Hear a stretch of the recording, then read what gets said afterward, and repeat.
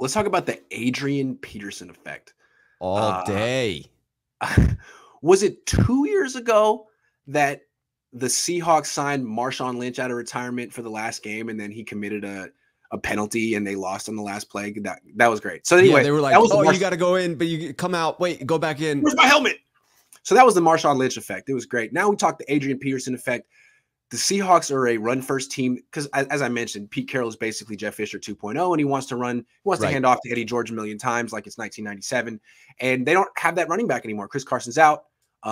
Alex Collins it's terrible. So they got Adrian Peterson, who was phenomenal 10 years ago, 6 years ago.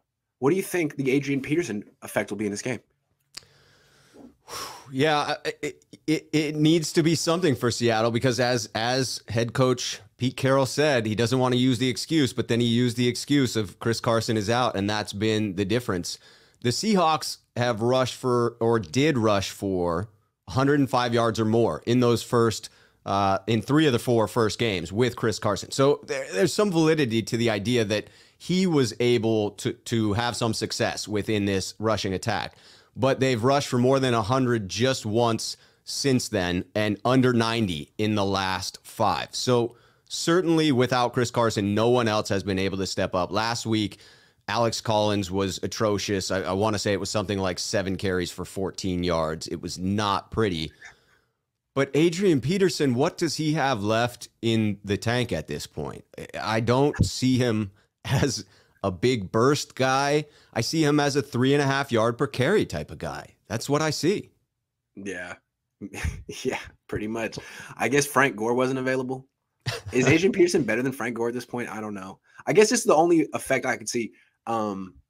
Pete Carroll wants to run the ball just because that's how he wins. So this will give him an excuse to run the ball a lot. And I don't know if it'll help the Seahawks, but I know that their offensive line isn't built to pass protect. And I don't know if they're built to do anything per se.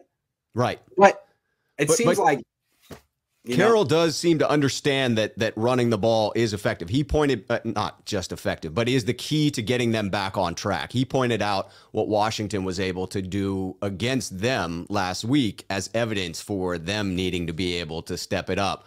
So clearly he knows that they need to get something Washington started. has Taylor Heineke and has every reason to take the game out of his hands. And the Seahawks have Russell Wilson. And you're going to now use Adrian Peterson as an excuse to take the ball out of Russell Wilson's hand. Every time Russell Wilson hands off to Adrian Peterson, don't you think the Niners are like, nice, thank you. Win. Keep giving it to that guy.